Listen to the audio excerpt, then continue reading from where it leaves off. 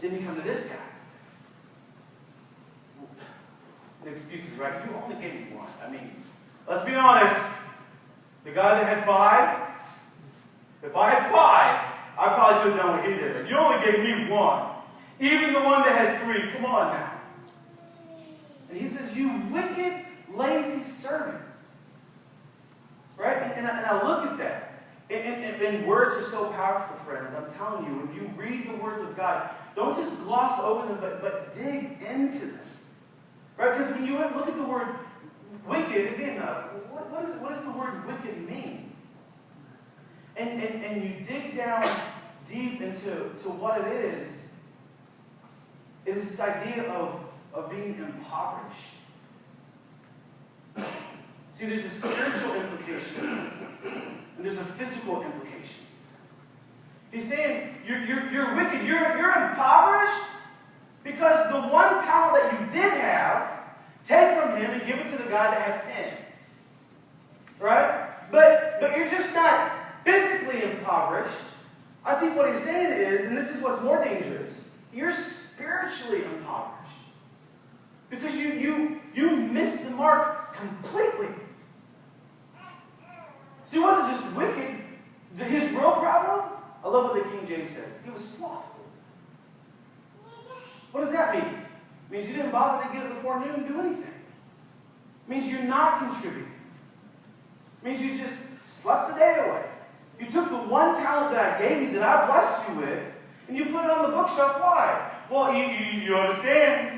More excuses, right? You understand. I know that you're a hard man, and you reap where you didn't sow, and you gather where you didn't harvest. You know, I get it.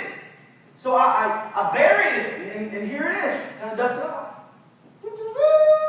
I didn't lose it. And he said, you weren't even faithful with the little bit that I gave you. Give it to the one that has 10. Why? Because the one that has 10 started with nothing. Remember, they all start with nothing. And the guy who had 5, he said, well, if he took 5, then he can do 5 more. That's the guy I want to trust. And here is the biggest problem. Here's the rub. For me, when I read this, to have our blessed life, is to be generous. In this story, it's just about money. Right? So we start to talk about money, and pretty soon people want to tune out. I'm going to turn this tape channel. I'm going to think about what we're going to have later today. I want to talk about money. Don't just focus on the money. Because we're so much more than our money. Amen? I sure hope so, because not a lot of it, right? So if we're more than our money, insert where it says talents, it said he gave you 5 extra minutes throughout the day. What are you doing to leverage those extra minutes? We don't have extra minutes. Just in your time. What are you doing with your time to be generous to other people? So not just your money, what with your time. What about with God's given abilities that you guys have? Like, I am not a Mr. Fix-It. I'm a Mr. Break-It. So I love that there are people who are Mr. Fix-Its. And I love when people take the abilities that they have, their God-given abilities, and they use it to leverage their relationship with God for somebody else.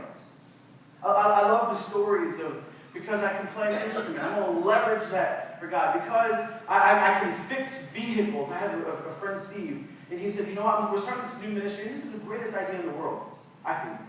He said, we have a lot of widows, and we have a lot of single moms at our church. And he said, I started thinking the other day, God, what can I do? Because he said, I'm a one-talent person, I'm really good at fixing cars. And he said, what can I do to leverage this ability for you? And he said, start fixing cars. So that's what he started to do. He started talking to a couple friends, and they do oil changes. Right? They come in, and they give a car a tune-up. Or they listen to it, and they say, hey, this is what's going to happen. They write it down and say, well, if you go to this person, this person is a Christian businessman, tell them this is what's wrong with your card, and I'm going to give them a call and make sure they don't overcharge you. I thought, that's amazing. But here's the problem. The character in The Lord of the Rings that I don't want to recognize with is Gollum. I go home and watch The Lord of the Rings, Google it, look it up. Gollum is this scary, weird guy. Sounds like he has a hairball in his throat. He goes, yeah, that was, oh yeah, I know that guy, right? Why? Because what he has is time, talents, treasure, right? He's like, it's mine. It's my precious. And if I give it away, if I give it to you, I may not get it back. And Jesus says, you fool. You're wicked and lazy. Your health, that isn't yours. Your wealth, that isn't yours. Your time, that's not yours. And I love what Andy Stanley said. When we hear this message, it contradicts the very nature of self-preservation.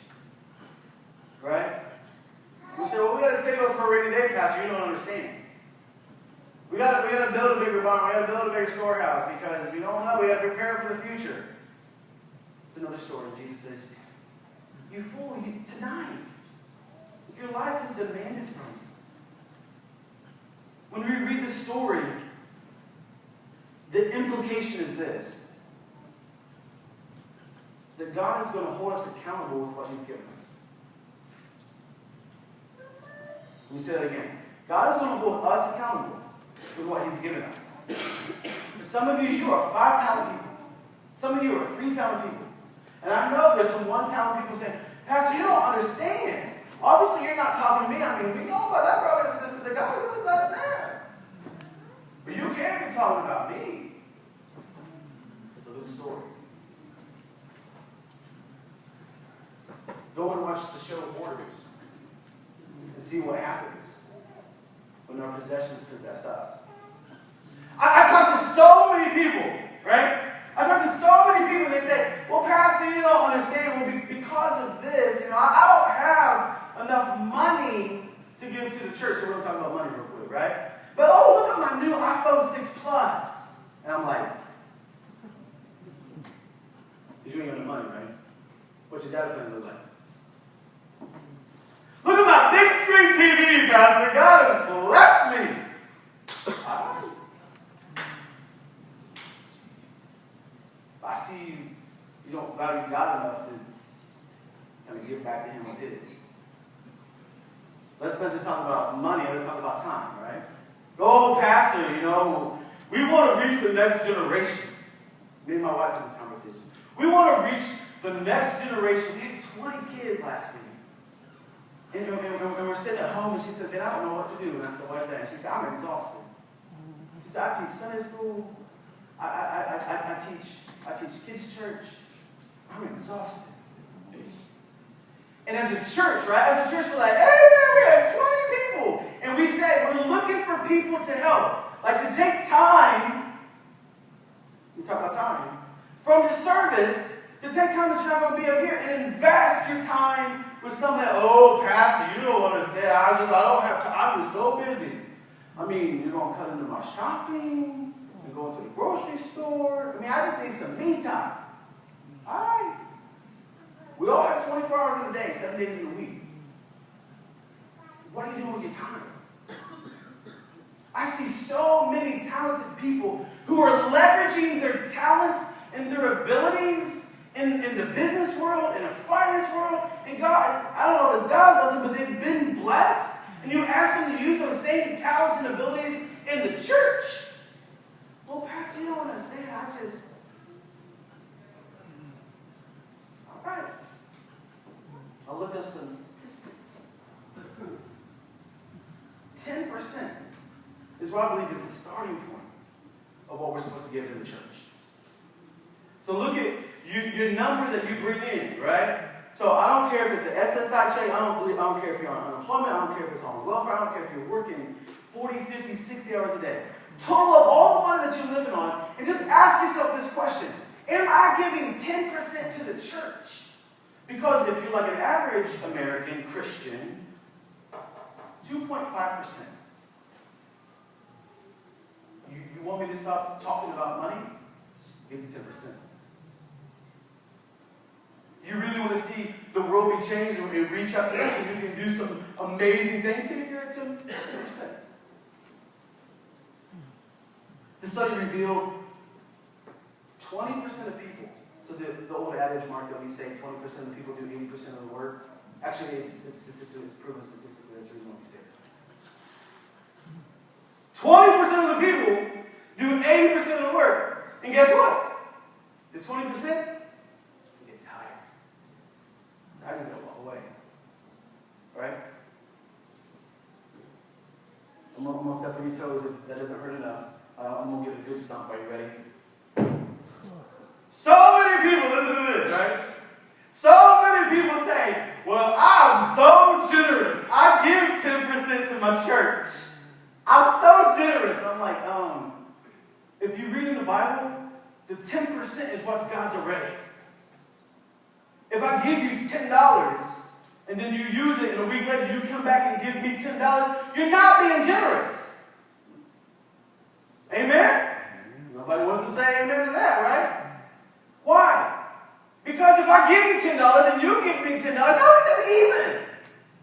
To really be generous is to grow not just to 10%, to get to 12%, to get to 14%, to get to 20%. And not just in the area of finances.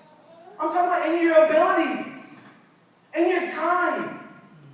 Judy, wouldn't it be great if we had so many people like signed up to help clean the church and you have to come to me going, now Pastor, I really want to clean the church. I just don't know if I can get in there and do it because there's so many people doing it. And we laugh, right? You guys go, well, that would be the day. I would love to talk to Amanda when she's up here and I'm like, baby, you've been up here like 2 months in a row. We have so many people lined up to help like teach the kids. I would love to be down there, but there's not really a need for me. Dennis, here's a big one, right? Where we can stand up here and say, you know what? We just not want to take an offering today. I mean, we just have so much money in the church. Like, we just don't know what to do with it. Actually, what we're going to do is all the tithes and offerings that we receive today, we're just going to give it to a foreign mission because God's blessed us so much.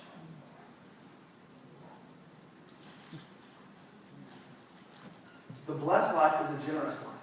I want you to write down Malachi chapter 3. You say, well, why are we talking about money so much? Why are we talking about this so much?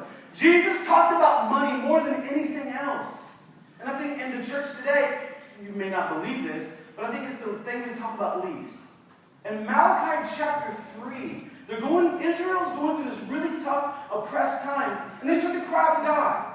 You look around in America, are we blessed than we've ever been before? Do you feel like it's worse than ever before? And they said, what do we do? God, what do we do? We had this blessing. We had your protection. What do we do? And he said, test me in this. Malachi chapter 3. Test me in this. Take your tithe, the 10%, not 2.5%, but actually get to 10%. Bring all of the tithe to the storehouse and give back to me what's mine. You know what it says he will do? Test me in this. I will open the storehouses in heaven. And I will rain down upon you, and you will have more than you ever thought you could have. Go read Malachi chapter 3 if you don't believe me. Now, wait for it. I don't want you to miss this, right? Because now I know some of you are like doing the calculations and go, you know what? The return on investment last year, when I did my 401k and I invested this, it was only about 2.5%. If what Pastor's saying is true, I believe that this would be a really good investment. Maybe we should invest in God. I didn't know that was an option. Friends, it doesn't work that way. Just because you're a generous person, listen to this. Just because you're generous doesn't mean blessings are going to come. But blessings aren't going to come unless you become generous. You get that? If you get it, I want you